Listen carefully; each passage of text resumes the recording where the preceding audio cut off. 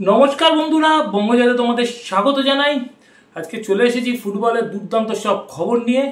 মোহনবাগান শিবিরে চোটাঘাতে জর্জরিত, এছাড়া ইস্টবেঙ্গলে কি আসবে আনোয়ার, তো সব খবর পাবে। তার আগে বলবো অবশ্যই আমার চ্যানেলকে তোমরা বেশি করে লাইক, শেয়ার আর কমেন্ট করো। আর চ্যানেলে যারা নতুন এসেছো তারা কিন্তু সাবস্ক্রাইব করে বেল বাটনটা অন করে দাও, যাতে ফুটবলের সব নোটিফিকেশন তোমরা রোজকার মতন পেতে থাকো। তো চলো দেখে নিই তোমাদের জন্য আজকে কি খবর অপেক্ষা করছে।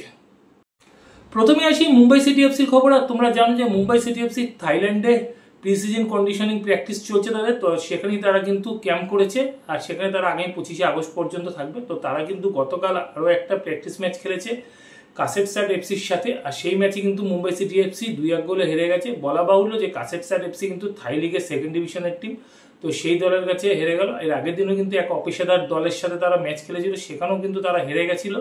তো এই নিয়ে কিন্তু তারা পরপর দুটো প্র্যাকটিস ম্যাচেই হেরে গেল মুম্বাই সিটি এফসি।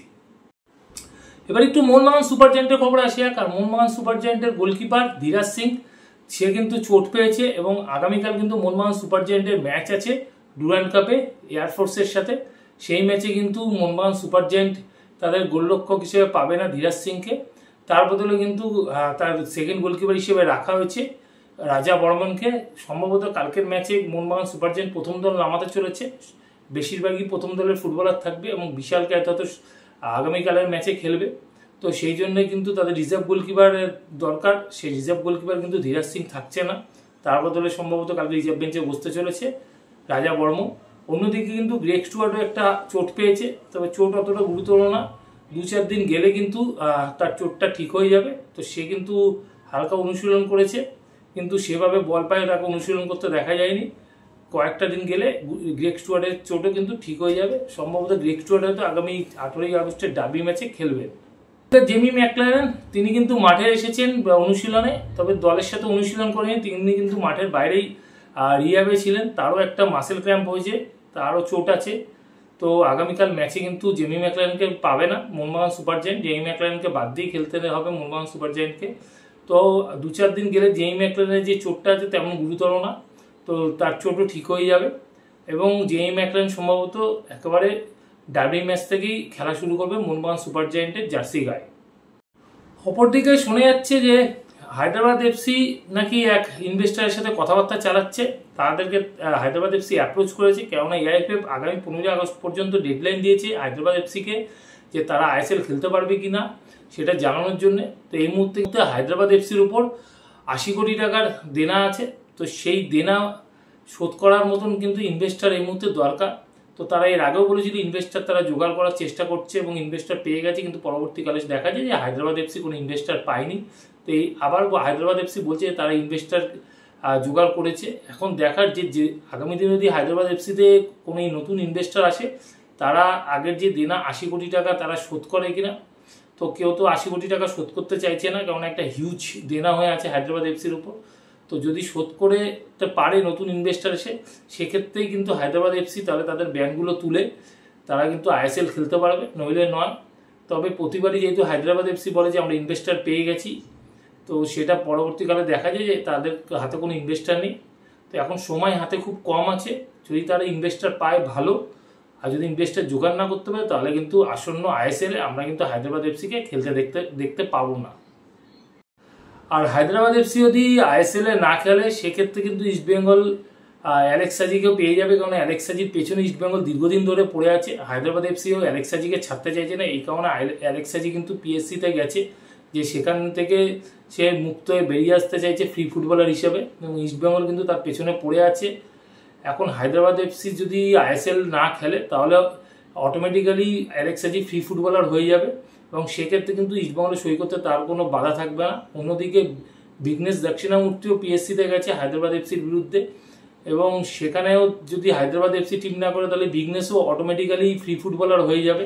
তো আমি রোজই বিঘ্নেশকে নিয়ে আমি একটা আপডেট দিয়ে যাচ্ছি। তো হয়তো 10 তারিখেই এটা ফাইনাল হয়ে যাবে, আগামী 10 তারিখে যেই সভা আছে পিএসসির সেখানে। তো বিঘ্নেশ যদি বেরিয়ে আসে তবে কিন্তু বিঘ্নেশ শুধুমাত্র ইস্টবেঙ্গলে যে আসবে এটা কিন্তু কনফার্ম না, কেননা উড়িষ্যা এফসিও তাকে নিতে চাইছে। তো ইস্টবেঙ্গলের সাথে উড়িষ্যা এফসির কিন্তু একটা দড়ি টানাটানি চলবে, যে জিতবে সেই কিন্তু বিঘ্নেশকে পাবে। নরম রোশন সিং, তোমরা জানো ইস্টবেঙ্গল কিন্তু অনেকদিন ধরেই তাকে টার্গেট করেছে।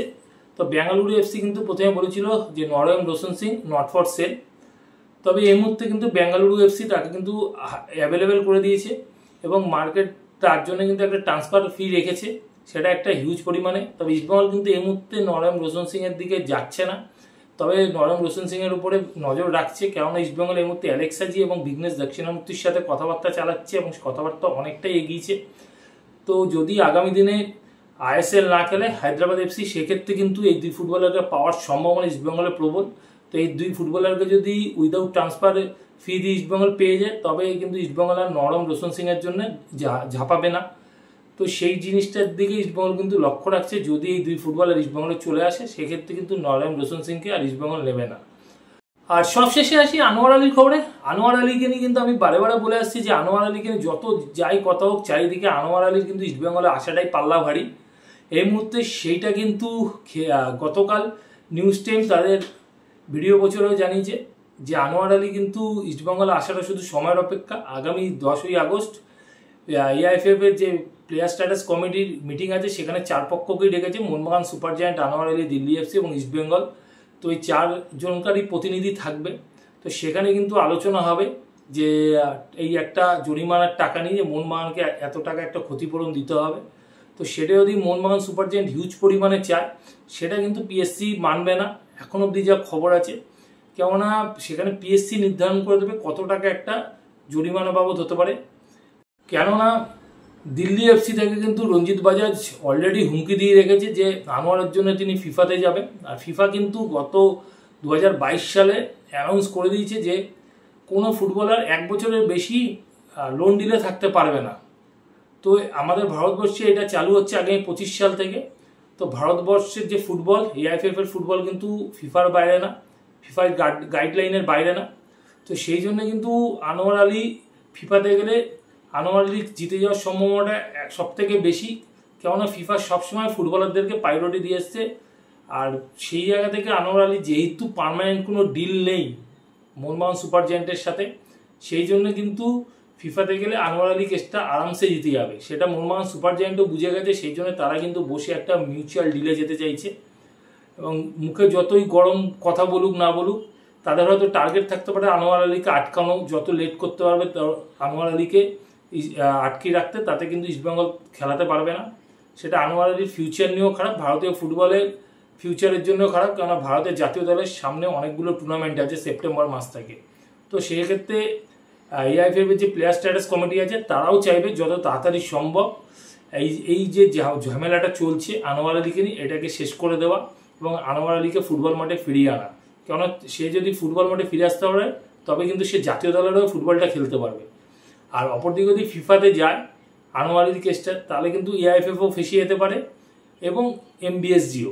তো সেই জন্য কিন্তু বসে তাদের মধ্যে একটা ওই দিনকে মিউচুয়াল মিটিং হবে এবং সম্ভবত 10 তারিখে ইস্টবেঙ্গল জার্সি গায়ে বা ইস্টবেঙ্গল দলে আসতে চলেছে আনোয়ার আলী, কিন্তু সেটা একটা কোনো জরিমানা বা ক্ষতিপূরণে মাধ্যমে ইস্টবেঙ্গলে আসবে আনোয়ার আলী।